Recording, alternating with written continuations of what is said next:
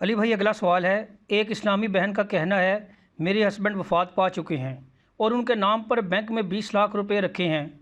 میری آمدن کا بھی کوئی ذریعہ نہیں اور میرے بچے بھی اسکول میں پڑھتے ہیں اور ان کا خرچہ بھی اسی رقم کے پروفٹ سے پورا ہوتا ہے۔ کیا مجھے اس رقم پر زکوٰۃ ادا کرنی ہوگی؟ ہاں جی، زکوٰۃ تو ادا کرنی ہوگی۔ ظاہر ہے ایک مشکل وقت ہے آپ کے اوپر، اور صرف یہ ان کا مسئلہ نہیں ہے، اس کے علاوہ بھی اکثر لوگ سوال یہ پوچھتے ہیں کہ جی میرے پاس اتنی جمع پونجی ہے لیکن میرا کوئی کمانے والا نہیں ہے، تو میں زکوٰۃ دوں گا یا نہیں، یا زکوٰۃ دوں گی یا نہیں۔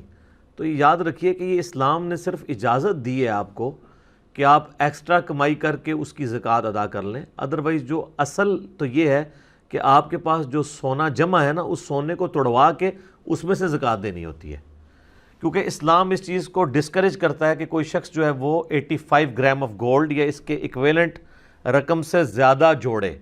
اگر وہ جوڑے گا تو ہر لیونر ایئر میں اس کو اس کا 40واں حصہ، جس کو آپ 2.5% کہتے ہیں، وہ نکالنا ہوگا۔ 7.5 تولے سونا بنتا ہے آلموسٹ، یا اس کی مالیت، اور اس میں نصاب بھی جو ہے وہ سونے کا ہوگا، چاندی کا نہیں، کیونکہ اس وقت جو ہمارا کرنسی نوٹ ہے وہ گولڈ کے ایکویلنٹ شمار کیا جاتا ہے، چاندی تو ایبسلیٹ ہو چکی ہے اس وقت آلموسٹ۔ اگر گولڈ کی قیمت 95 کے اراؤنڈ اباؤٹ ہے تو 7.5 تولے سونے کی آپ قیمت نکال لیں، جب اتنی جمع پونجی بن جائے گی تو ظاہر ہے ان کی وہ کتنی لکھی ہے 20 لاکھ، تو یہ اس کے اندر آتی ہے، تو 20 لاکھ کو 40 پہ ڈیوائڈ کریں، جتنی رقم آئے گی وہ انہوں نے زکوٰۃ دینی ہوگی، اسی 20 لاکھ میں سے دیں۔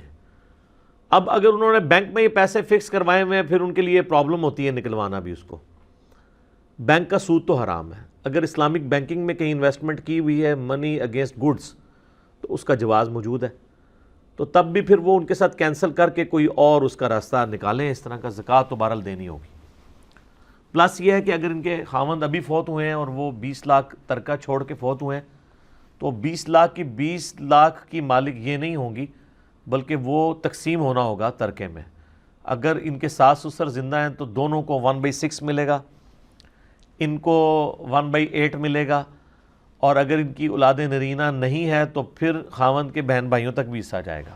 اگر اولاد نرینہ ہے یعنی کوئی میل بچہ ہے تو پھر اولاد تک جائے گا، اور اگر بچے چھوٹے ہیں تو ظاہر ہے کہ پھر یہی مالک ہیں ان کی نگہداشت کے طور پہ، تو اس کو اس طریقے سے لے کے چلیں۔ زکوٰۃ کے جدید اور قدیم 70 احکام و مسائل کے اوپر میں نے مسئلہ نمبر 95B ریکارڈ کروایا ہے، وہ آپ دیکھ لیں تو آپ کو یہ سارے انشاءاللہ تعالی معاملات کلیئر ہو جائیں گے۔ زکوٰۃ بہرحال دینی ہوگی، اور کرٹسی کے اندر عموماً ہمارے جو مرد حضرات ہیں وہ اپنی بیویوں کے سونے کی زکوٰۃ دے رہے ہوتے ہیں، اصولاً بیویوں کو زکوٰۃ دینی ہوتی ہے۔ وہ کہتی ہیں ہم تو کماتی نہیں ہیں، تو بھئی جو سونا آپ نے جوڑا ہے اس کو توڑوائیں، اس کو توڑوا کے اس میں سے دینا ہوگا، یہ تو نہیں کہ باہر سے کوئی رقم لا کے تو اس کی حفاظت کرنی ہے آپ نے۔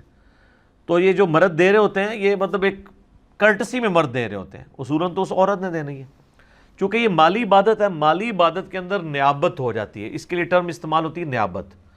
مالی عبادت کسی دوسرے کی طرف سے ادا ہو سکتی ہے، بدنی عبادت ادا نہیں ہو سکتی سوائے حج یا عمرے کے۔ وہ ایک ایسی بدنی بھی اور مالی عبادت ہے جو آپ دوسرے کی طرف سے حج بدل کر سکتے ہیں۔ اس کے علاوہ جتنی چیزیں ہیں وہ آپ دوسرے کی طرف سے نہیں کر سکتے، کہ میں آپ کے حصے کی نمازیں پڑھ لوں، نہیں، کیونکہ بدنی عبادت ہے۔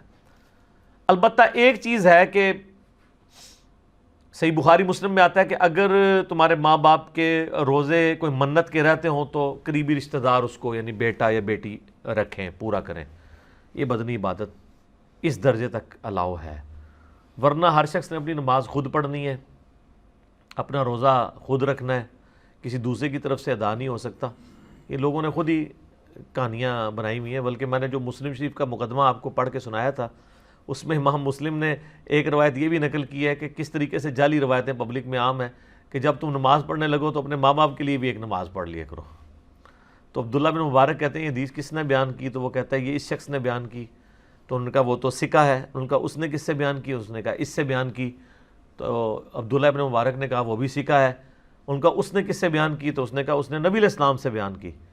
تو ان کا نبی علیہ السلام کے درمیان اتنا بڑا جنگل ہے کہ اونٹوں کی گردنیں تھک جائیں گی اس فاصلے کو طے کرنے کے لیے، یعنی کئی دہائیوں کا فاصلہ ہے، تو یہ سند مکمل نہیں ہے۔ حالانکہ راوی ثقہ تھا، ثقہ راوی بھی اگر کہ رسول اللہ نے فرمایا اور سند بیان نہ کرے مردود ہے۔ ایون امام مسلم نے مقدمے میں لکھا ہے کہ تابعی کہہ دینا کہ رسول اللہ نے فرمایا، ریجیکٹڈ، جب تک وہ صحابی کے ساتھ سند بیان نہیں کرے گا، کیونکہ اس کی نبی علیہ السلام سے ملاقات ہی ثابت نہیں۔ تو اب یہ جو بزرگ بابے کہہ رہے ہیں کہ نبی علیہ السلام نے فرمایا اور کہیں لکھا ہی نہیں ہوا، اپنے اعتبار سے ہی بیان کر رہے ہیں، اس کی تو کوئی حیثیت ہی نہیں ہے۔